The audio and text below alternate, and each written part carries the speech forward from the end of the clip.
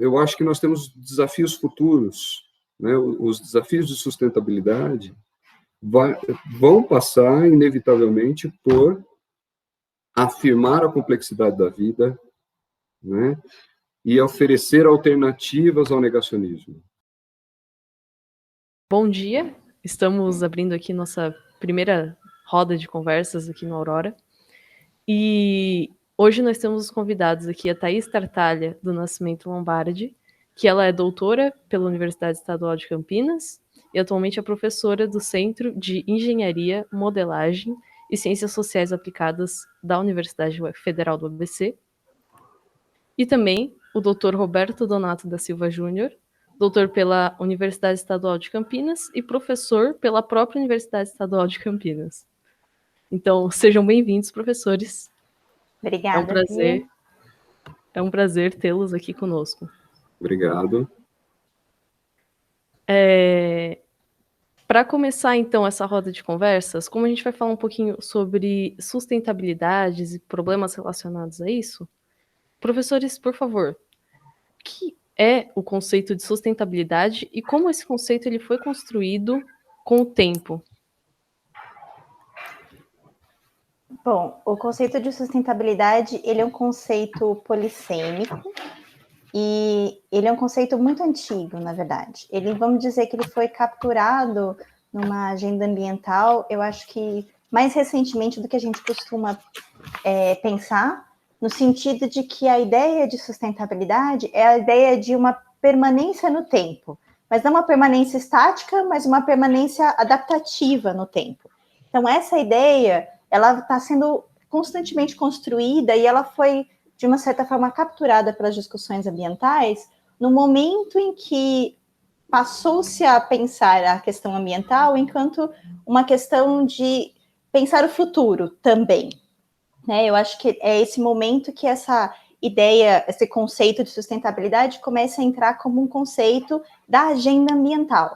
Porque ele, até esse momento, até a década de 70, a ideia de sustentabilidade, às vezes, era agregado, às vezes, até à própria indústria, numa ideia de manutenção de algo, né? Manutenção de uma linha de produção, manutenção de um ciclo produtivo, e ela foi cada vez mais sendo capturada e transformada pela agenda ambiental como essa transferência do próprio conceito que vem da ecologia, de uma sustentabilidade do ambiente, uma sustentabilidade do ecossistema, uma continuidade desse ecossistema.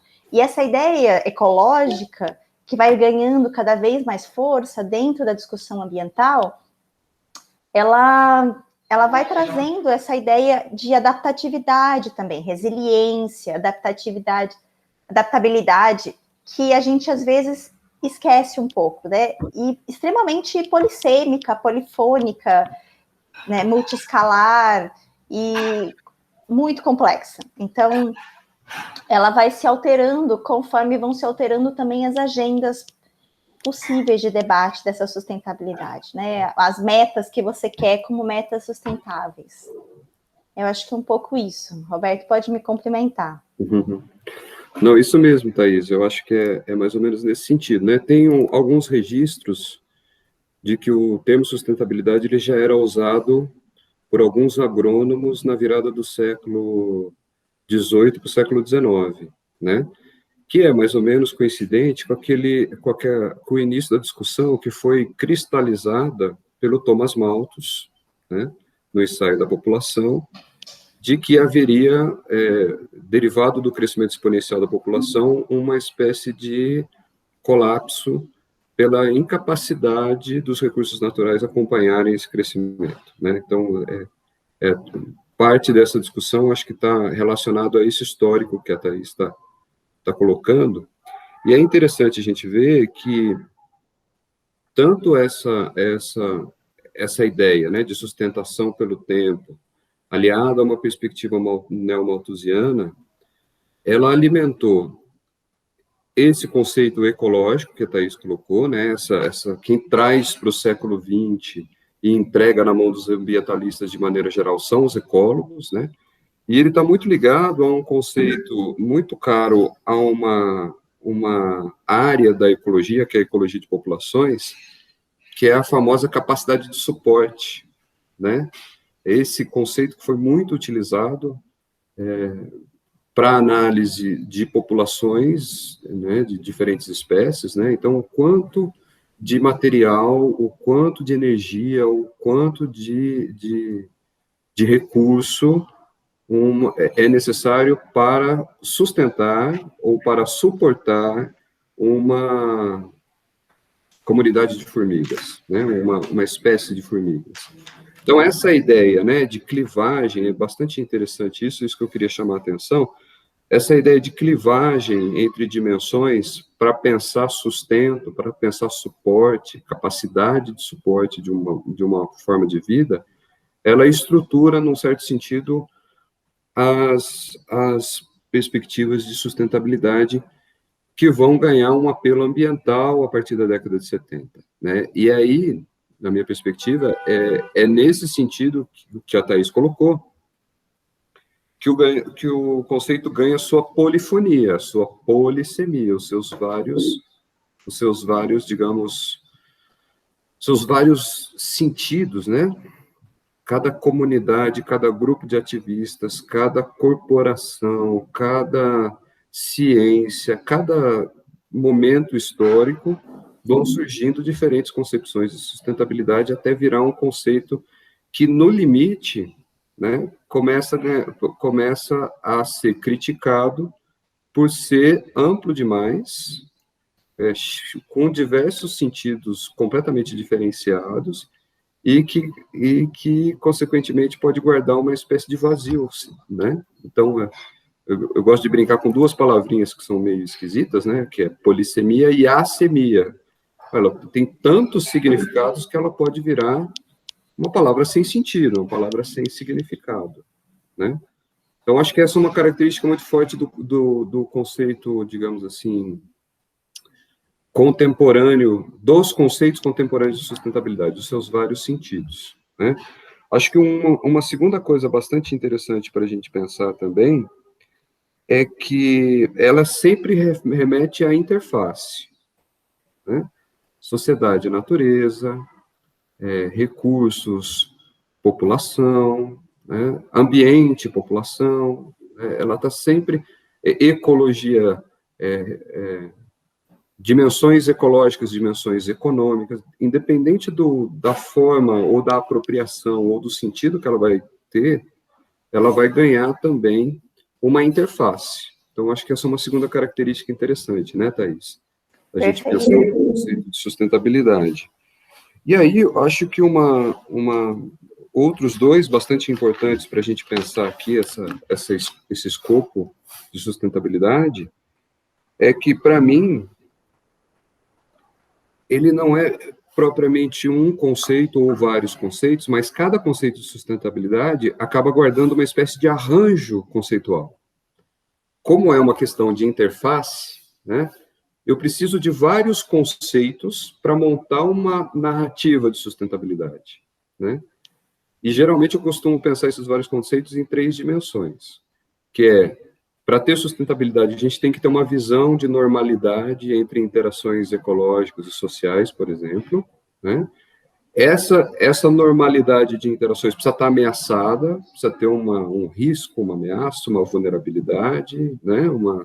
Um impacto, como muita gente gosta de chamar, e, consequentemente, ela tem que sustentar uma proposta, né? Uma proposição, uma propositividade de solução para esse problema, né? Então, se a gente analisar, entre aspas, discursivamente, os conceitos de sustentabilidade, eles vão guardar um pouco essa estrutura, né? Uns de forma mais explícita, outros de forma mais implícita, mas essas características são bastante interessantes. E a última delas, já para não me alongar muito, que eu acho que é importante a gente discutir aqui, é que, como tem um monte de gente falando de sustentabilidade, e ela é uma sustentabilidade, digamos assim, há uma disputa pelo conceito, muito grande, inclusive.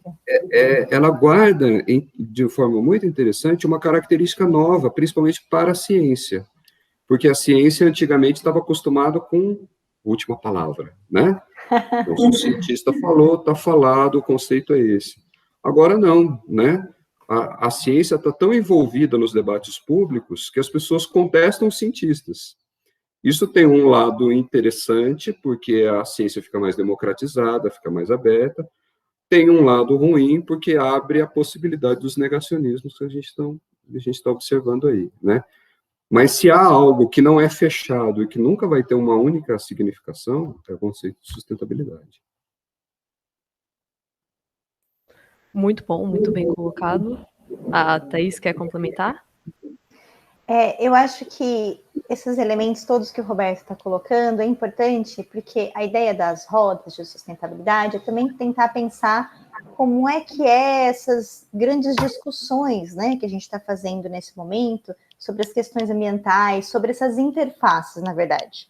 A ideia das rodas veio dessa ideia das interfaces. Então, eu acho que é super importante a gente lembrar esse último ponto que o Roberto falou, que é o momento que a gente democratiza o conceito, que a gente devolve esse conceito como um conceito que vai ser também construído não só dentro da academia, mas que ele vai ser lido pela academia a partir dessas organizações, a partir das corporações, a partir principalmente da entrada das organizações privadas dentro desse debate de sustentabilidade.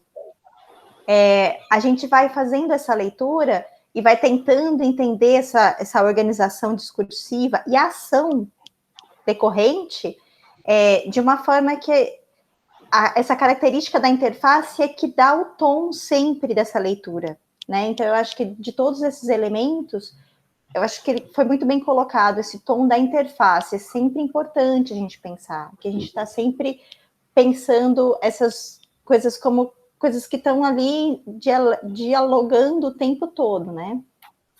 Eu acho que essa dimensão a gente não pode esquecer ou deixar apagada. Eu acho que é importante sempre ressaltar, porque na construção histórica do conceito também ela é importante, a gente percorrer essas dimensões das interfaces, porque a gente entende melhor também a construção conceitual ao longo do tempo, né? E as transformações que ela vai sofrendo. É bem interessante. E a gente viu, então, que o conceito de sustentabilidade vem sendo discutido há muito tempo. E, além disso, a gente viu uma série de problemas aqui no Brasil relacionados ao ambiente. Eu pergunto a vocês se esses desastres naturais que a gente teve, como Mariana, Brumadinho, e até mesmo as queimadas que a gente teve na região amazônica e do Pantanal, eles refletem uma condição histórica e social do Brasil ou não? Eu acho que ele é, sem dúvida, um reflexo de uma estrutura que permeia toda a construção do país, né? Toda a história do país, vamos dizer assim, tá? Uma história a partir do momento do início do colonialismo, vamos dizer assim, tá? Mas não E acho que ela é problemática no sentido de que ela é construída numa interface sempre de tentar manter o ambiente sob controle. Uma ideia de que é possível controlar e usar recursos disponíveis da forma que se imagina sem nenhum contraponto desse ambiente, né? E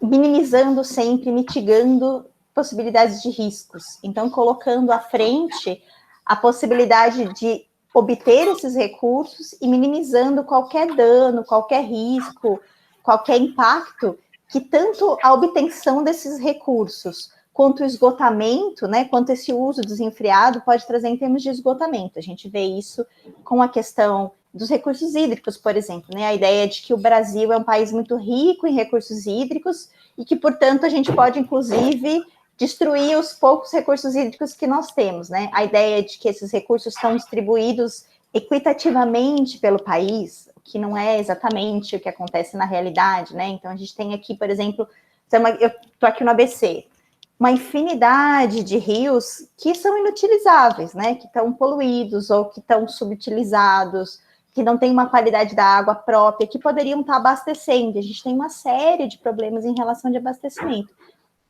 Então, esses problemas, eles demandam muito da forma como a gente entende essa relação, essa interface, em que a gente está sempre usando, minimizando e mitigando, né? A gente está sempre pensando em como minimizar os riscos e mitigar lá na frente os problemas, né? E deixando sempre para frente, nunca pensando a longo prazo. Então, eu acho que é um problema de planejamento, certamente, e é estrutural, perpassa toda a história pós-colonização, né? Sabe, Thaís, Beatriz, que esses tempos atrás eu vi uma palestra muito bonita do José Augusto Pádua, né, que o José Augusto Pádua, professor da Federal do Rio de Janeiro, e é um dos mais importantes historiadores ambientais que nós temos, né, que é uma pessoa, né, de coração, assim, uma pessoa muito doce. E o Pádua, ele estava se referindo àquele famoso, né, clássico livro dos anos 60, do Eduardo Galeano, chamado As Veias Abertas da América Latina, né, que é o nome já é muito significativo, né, a ideia de que, né, a América Latina está sendo sugada em seu sangue, em seus recursos, né, por uma estrutura colonial que se sustenta secularmente e que passa por um processo imperial, né, de um imperialismo estruturado primeiro pela Inglaterra, depois pelos Estados Unidos, até chegar nesse momento que a gente está agora, né? E aí ele fala assim, o Zé Augusto Pádua defende a tese de que o título do livro foi mais profético do que analítico, né?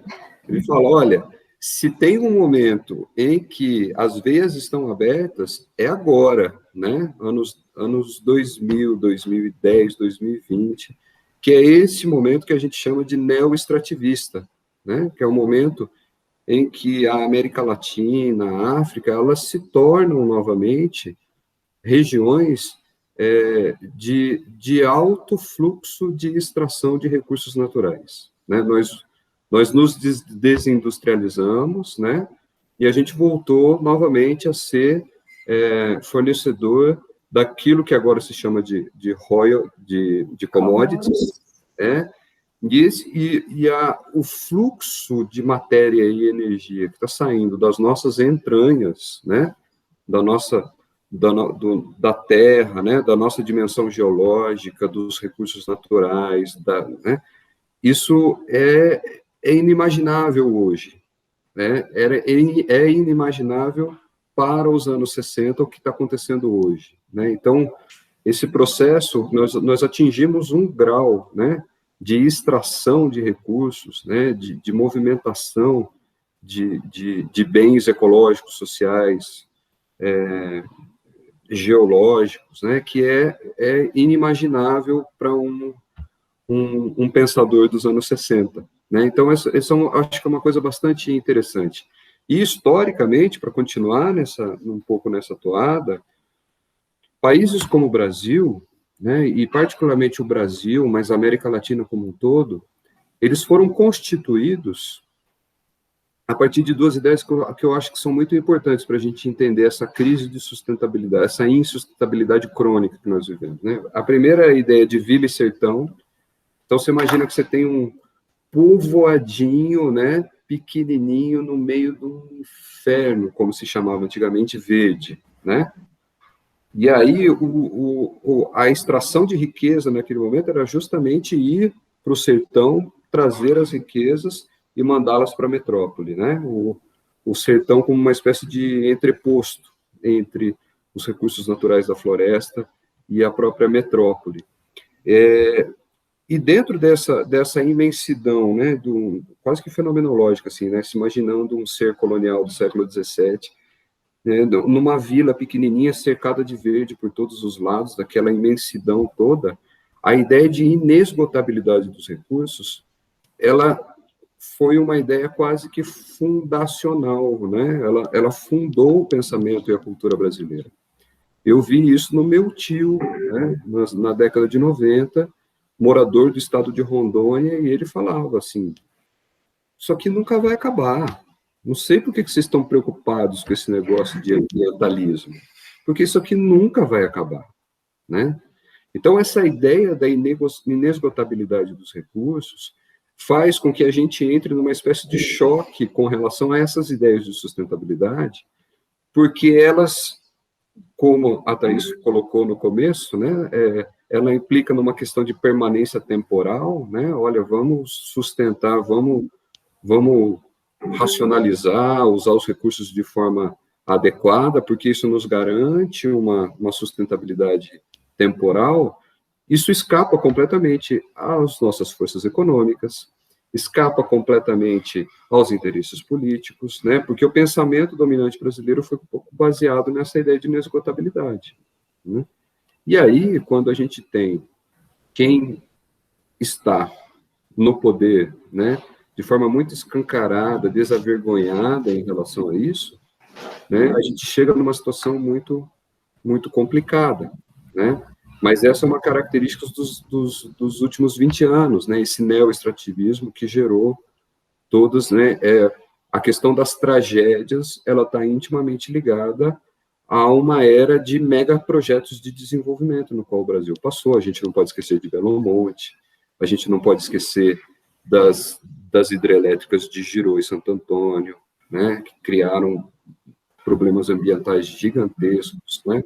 Esse avanço da Vale como um player global, né, destruindo tudo em nome desse fluxo gigantesco de minerais, né, a transformar o Cerrado em uma grande plantação de soja, tudo isso está dentro desse pacote, né, que a gente vê muito bem sistematizado naqueles enormes transatlânticos, né, de quase 4.000 containers, né? O que precisa para encher 4.000, um único navio com 4.000 containers, 12.000 containers, né?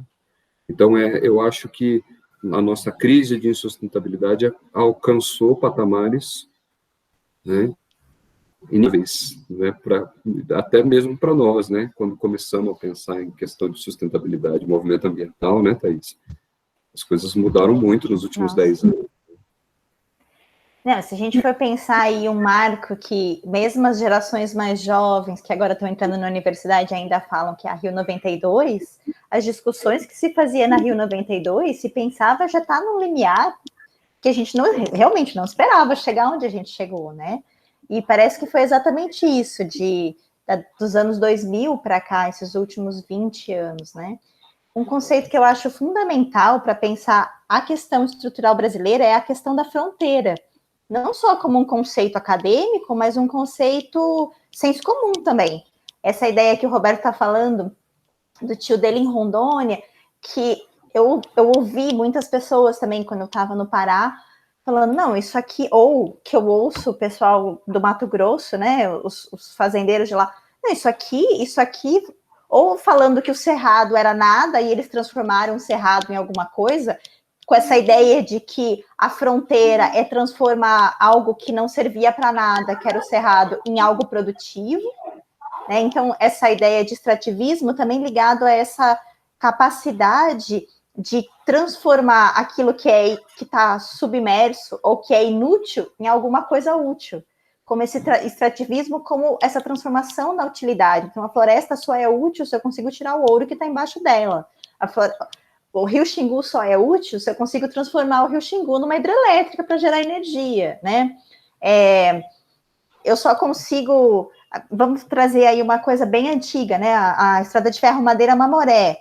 Quantas pessoas morreram fazendo a estrada, a construção das grandes estradas da década de 70, Transamazônica, a Belém, Brasília, né? Que você está aí tentando fazer os eixos de distribuição dessa riqueza, porque essa riqueza precisa ser extravasada para fora, né? Desse núcleo da onde ela é produzida, e o que tudo isso vai acarretando. A gente está falando aí de Brumadinho, está falando aí de Mariana, mas ela é uma repetição de um ciclo que já vem com todos esses grandes projetos. O que a gente está vendo é a escalada desses grandes desastres, tragédias. Eu não gosto do termo tragédia, porque a tragédia é algo que a gente geralmente não espera.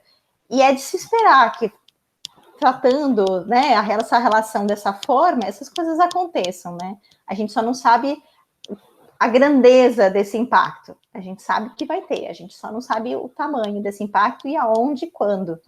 Mas que ele vai acontecer, vai. Então, a gente, de novo, a gente minimiza, a gente procura mitigar depois, a gente deixa de lado essas questões que deveriam estar na ordem do dia, né? E essa ideia de fronteira, que no caso do Brasil, eu acho que é muito importante. Ela acho que é menos forte em outros países da América Latina, mas no Brasil ela ganha uma dimensão, principalmente no cotidiano, no dia a dia, nessas questões políticas mesmo. Documentos oficiais do governo trazem dentro dele o termo fronteira, né? A fronteira agrícola, a fronteira de expansão mineral, a fronteira hídrica. Então, todas essas ideias de que a gente precisa ultrapassar a fronteira, expandir, porque há algo lá a ser consumido ainda, porque essa fonte inesgotável tem sempre alguma coisa que está para além, que a gente não está conseguindo subtrair ainda, né? Então, eu infelizmente, não assisti a palestra do José Augusto Pádua, mas faz muito sentido pensar o tanto que essas veias estão abertas, porque, mais do que nunca, essa ideia de que ainda existe muito a ser tirado, né, e abrindo cada vez mais, ela é muito concorrente. E piora, né? Em vez de dar uma melhorada, ela vai ganhando uma grandiosidade cada vez maior, né? Se a gente pensar... Eu sempre gosto de pensar as questões de sustentabilidade e ambiente como num viés temporal, né? E nesse sentido, é exponencial o crescimento dos impactos, né, das possibilidades da gente ver outras Marianas, outros Brumadinhos, outros Belo Montes, outros Girais, outra Balbina, outro Tucuruí, para citar outras coisas, né? Ou outro Madeira Mamoré. Então, a gente está sempre tentando superar os nossos próprios limites, né? Até onde a gente vai chegar é muito difícil de saber. Ignorando completamente a possibilidade de sustentar ao longo do tempo, né? Essa ideia de sustentar, mesmo que seja se transformando, a gente deixa de lado. E por isso que eu acho que fica tão emergente no dia a dia a discussão de sustentabilidade. Thaís, Beatriz, eu posso só complementar uma coisa que me veio agora na cabeça? Por favor. Não estendendo demais a pergunta, mas a resposta. Mas nós temos uma pesquisadora aqui na FCA, que é uma professora muito interessante, a professora Norma Valêncio. Ela faz uma distinção bastante interessante entre o evento em si, por exemplo, como o evento extremo e o desastre, né? Ela fala, olha, o evento extremo é a irrupção causada por fenômenos sociais, políticos, naturais, né? Mas o desastre é um processo político de comutação, de manipulação, de tratamento do evento extremo, né? E aí ela mostra dados muito interessantes, mostrando, assim, o quanto é politicamente interessante ter um desastre no seu território, para determinadas classes, né? Porque à medida que você tem um evento extremo, por exemplo, aquela região serrana do Rio, né, que no começo dos anos 10 passou por vários movimentos ali, vários eventos extremos, Petrópolis, aquela região toda, aquilo gerou uma oportunidade política de corrupção, porque à medida em que se instaura um desastre, né, é decretado um estado de emergência, você tem todo um conjunto de suspensões normativas, jurídicas, que possibilitam uma série de, por exemplo, compras sem licitação, obtenção de linhas de crédito, uso do dinheiro sem regulamentação, que antigamente, que em tempos de normalidade, você teria que cumprir, né? Então, virou assim, olha os dados, eu não tenho esses dados agora, mas vale a pena consultar os textos, né, da professora Norma. ela coloca assim a quantidade absurda de cidades que estão sob regime de emergência por causa de desastres. Então virou uma espécie de indústria política de aproveitamento, né? Então, olhe como as coisas são muito complicadas, né? Quer dizer, a gente tem todo um conjunto de consequências atuais desses grandes projetos de desenvolvimento, né? Que foram feitos de forma indiscriminada, gerando lucros altíssimos, e o próprio processo de tratamento dessas consequências, que são esses desastres e esses eventos extremos, ele acaba também virando oportunidade para pessoas que são mal intencionadas, digamos assim. Então, é um problema de sustentabilidade, assim, para a gente discutir um pouco essas dimensões políticas e sociais, né, que envolvem questões muito complexas nesse processo, né, relacionado a esses grandes projetos e a esses grandes desastres. É isso. Muito obrigada aos professores. Então, dados esses impactos colocados, esses impactos ambientais causados, os problemas políticos também que o Roberto comentou, isso é um reflexo da sociedade nos últimos 20 anos. Gostaria de perguntar quais poderiam ser os possíveis reflexos da sociedade que a gente vive hoje. Eu acho que até chegou a comentar, mas só para deixar um pouquinho mais claro.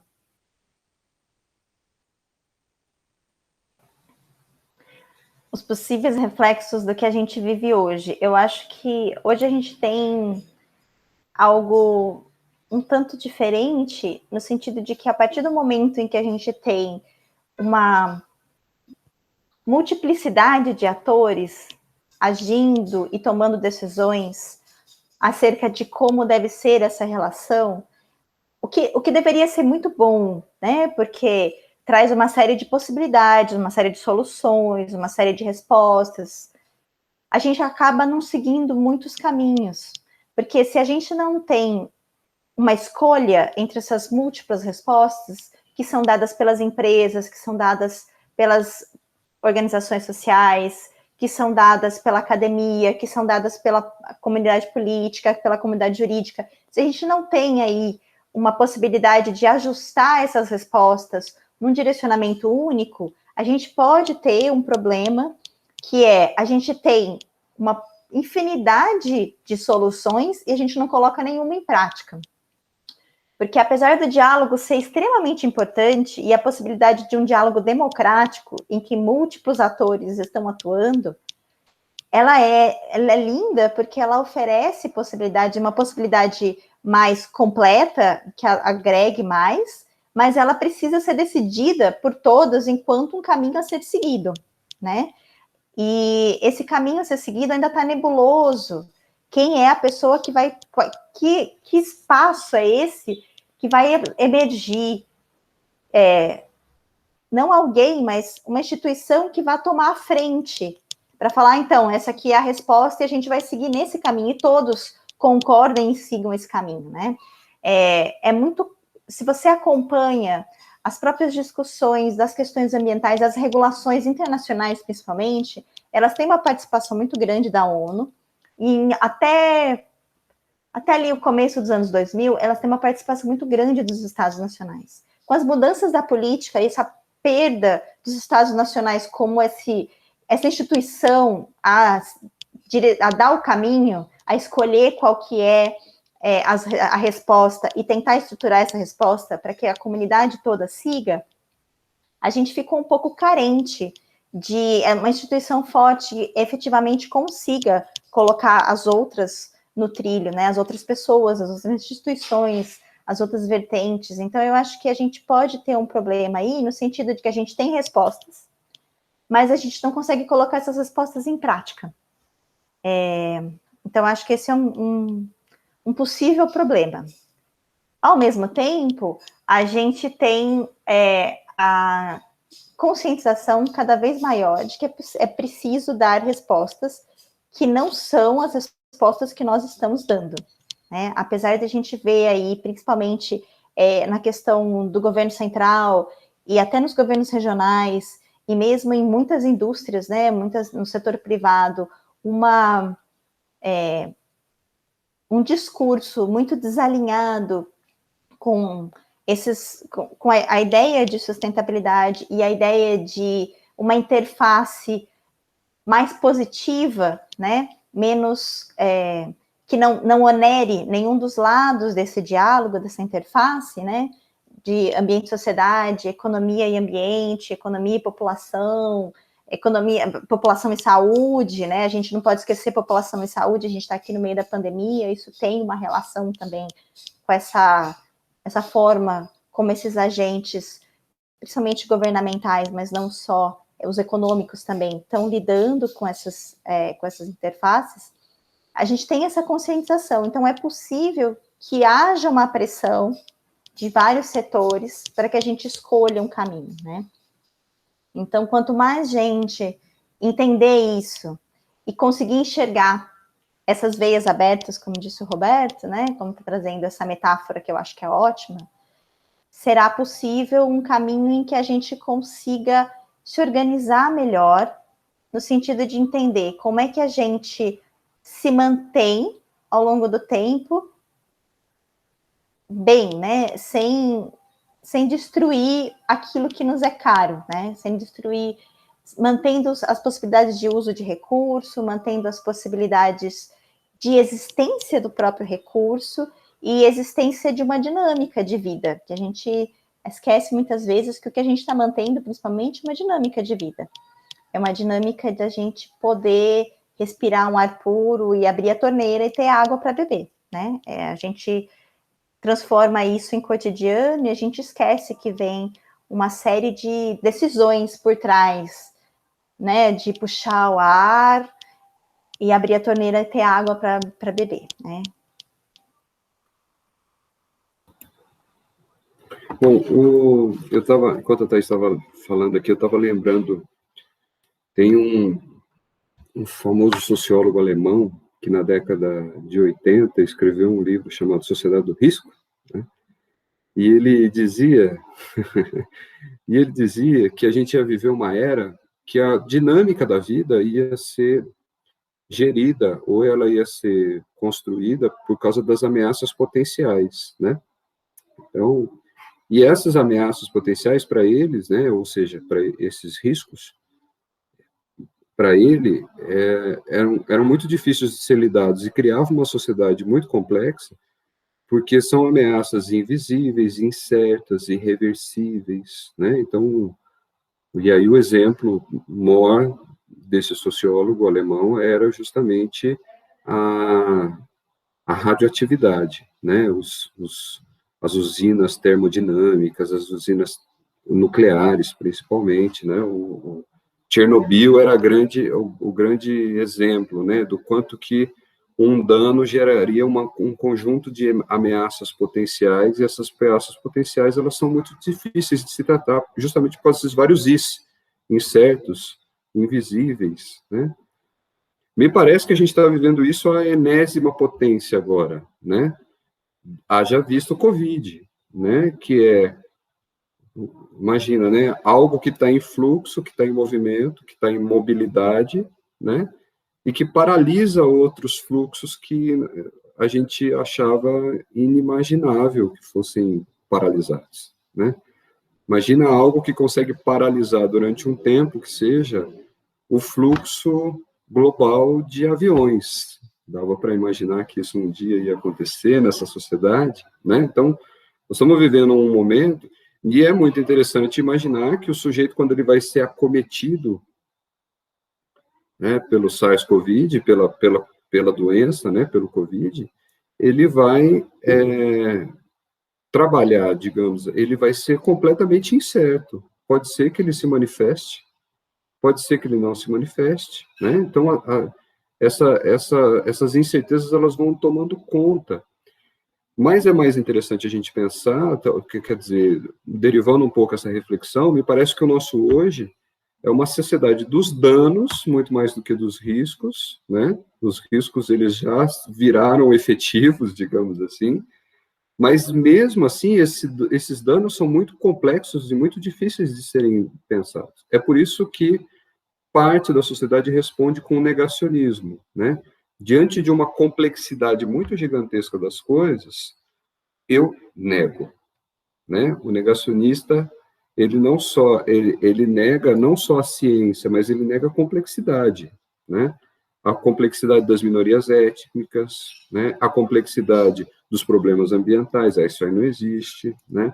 A complexidade da dinâmica social, não, a violência é dar arma para o cidadão, a gente acaba com a violência, a gente não vê as raízes que geram, as raízes complexas que geram a violência, e não tratamos essas raízes, esses fundamentos.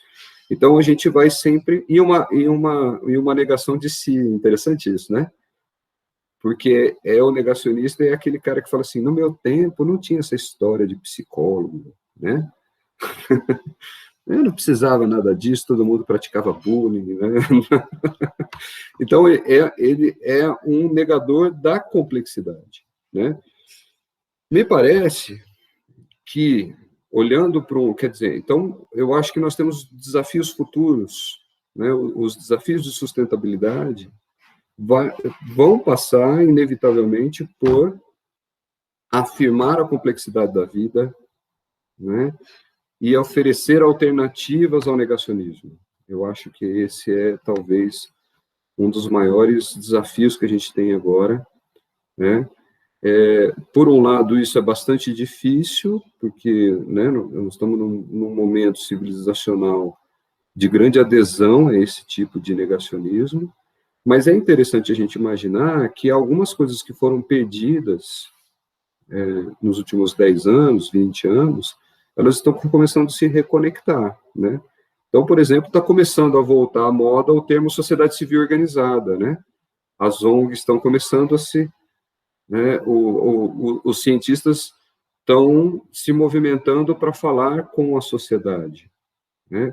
Algo que talvez não seja o suficiente, não é só a gente falar com a sociedade, é, antes de tudo, ouvir a sociedade, né? Então, essa mão dupla de conversar com esferas sociais mais amplas, mas também ouvir, né? Formular os nossos problemas de pesquisa a partir das demandas sociais, talvez seja um caminho interessante para que a sociedade se interesse, né?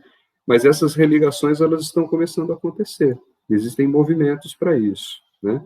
Então, me parece que nos próximos 20 anos, nós vamos ter que lidar com essa herança, né, do que está acontecendo hoje, em termos políticos, sociais, ambientais. É difícil, porque isso se traduz em vencer o negacionismo para que as forças e os movimentos em prol de sustentabilidade, de ativismos ambientais, eles floresçam novamente, mas isso me parece que já produz movimentos de articulação que serão importantes para esse enfrentamento. Legal. Eu gostei da questão que você colocou dos negacionistas, né? Porque mais do que tratar como instituição, a gente tem que tratar como sociedade. Então, para fechar aqui a nossa roda de conversa, eu gostaria de perguntar, como cidadão, cada cidadão, por que a gente tem que se importar com essas questões que estão sendo debatidas? Porque elas interessam a você, principalmente. Eu acho que a coisa mais simples e rápida para dizer, porque você deve se importar, porque ela diz respeito a você. E se você está negando justamente porque você acha que isso não diz respeito a você, é justamente o contrário, ela diz respeito sim a você. Então eu acho que essa é a coisa mais importante.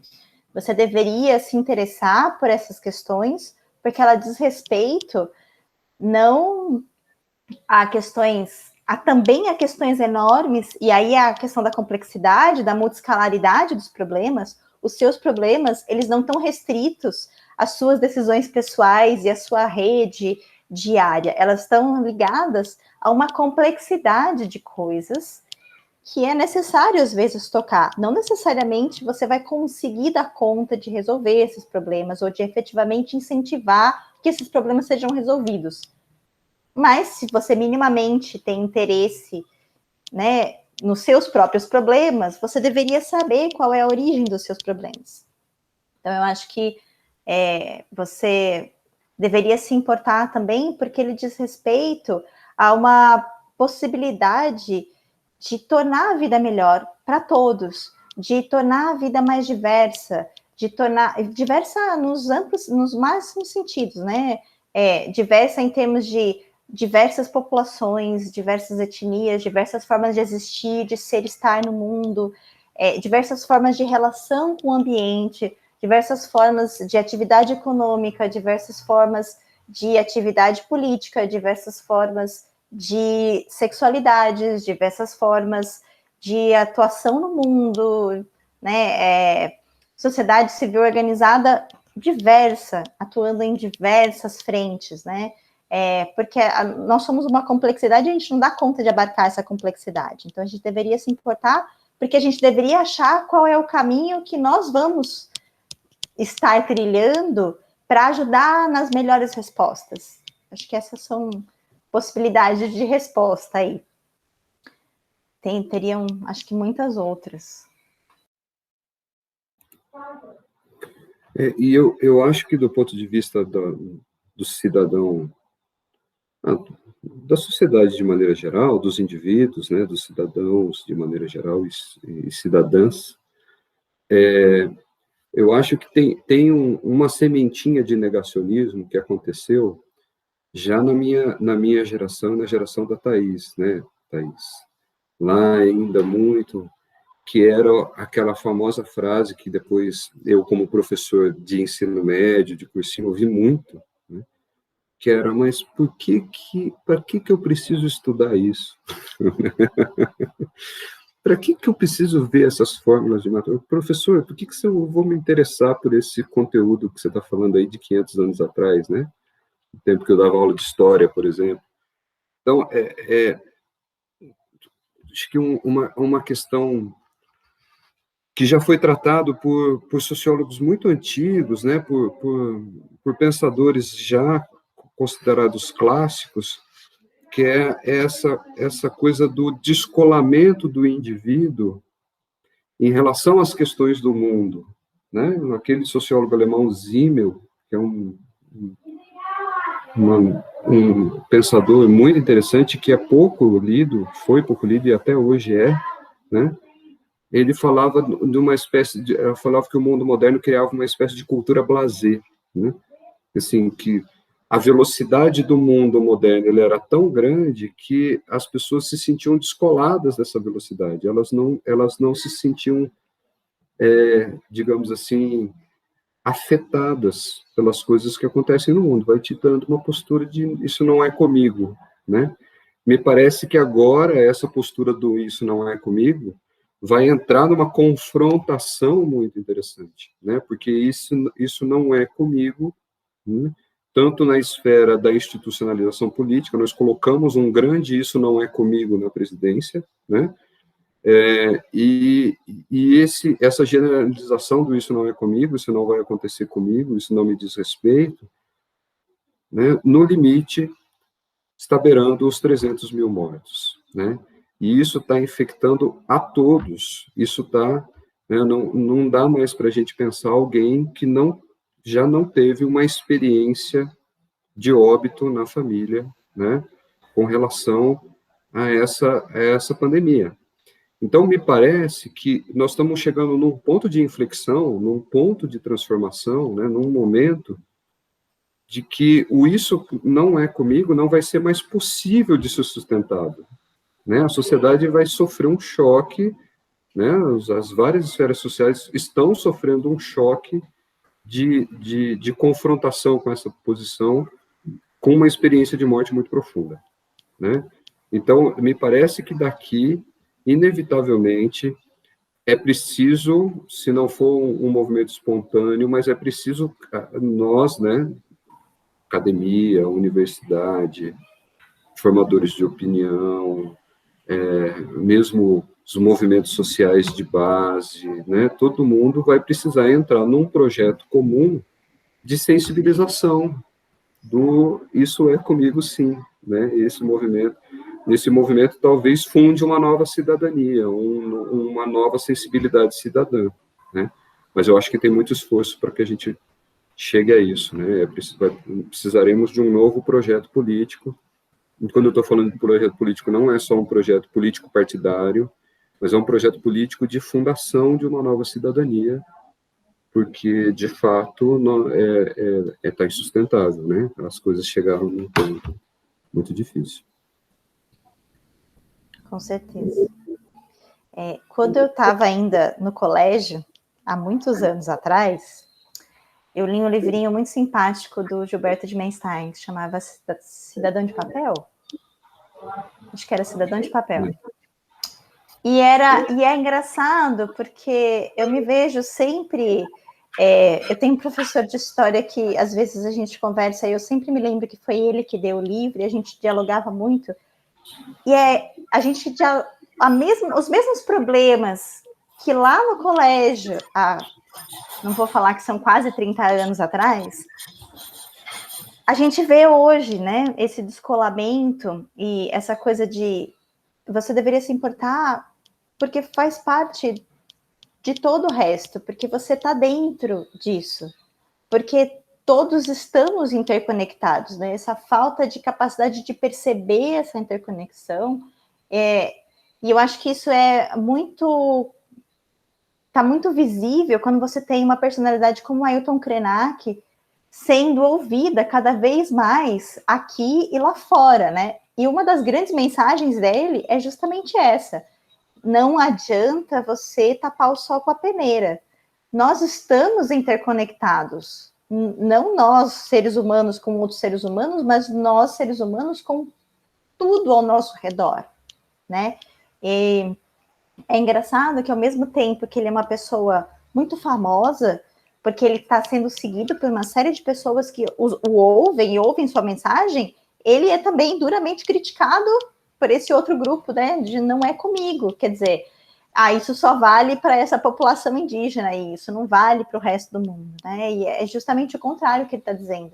Essa perda, essa incapacidade de você entender essa mensagem que ele está passando é que faz com que isso aconteça. Então, não só, eu acho que o Zimmel é um reflexo, vamos dizer assim, ocidental dessa reflexão, que é muito permeada pelas reflexões das populações tradicionais. E é por isso que pessoas como o Krenak e tantos outros estão sendo cada vez mais ouvidos, porque essa reflexão do Zimmel, que é ali da virada do 19 para o 20, né?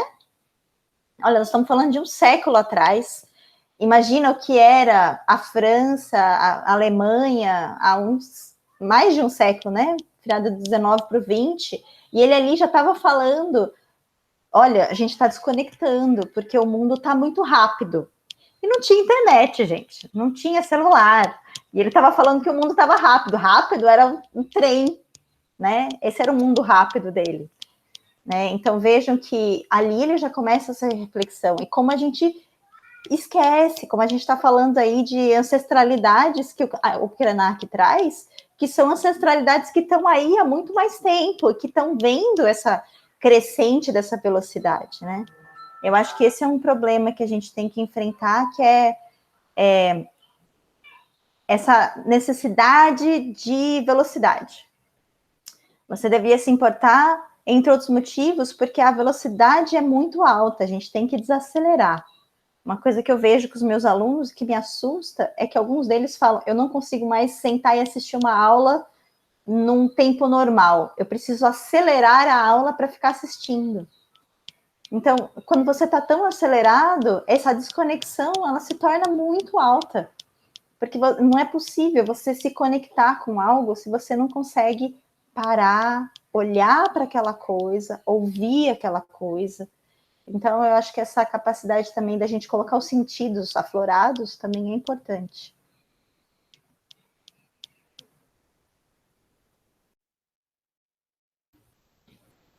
Eu acho que essa questão já foi muito bem colocada por vocês dois, pela Thaís, pelo Roberto, e eu gostaria de agradecer a vocês por terem vindo aqui hoje, dar o tempo de vocês para explicar esses conteúdos, para que a gente possa disponibilizar esse tipo de conteúdo para a sociedade. Muito obrigada, professora Thaís. Muito obrigada, professor Roberto. Eu que agradeço, gente, muito. Obrigada a vocês dois. Obrigada, Roberto, pelo diálogo. É sempre um prazer. Obrigado, Beatriz. Queria agradecer também a Thaís pelo convite, né, pelo intermédio do convite. É sempre um prazer enorme conversar com a Thaís. E foi muito prazeroso, foi muito gostoso participar aqui. Espero ter contribuído de alguma maneira. Com certeza. Muito, muito obrigada, gente.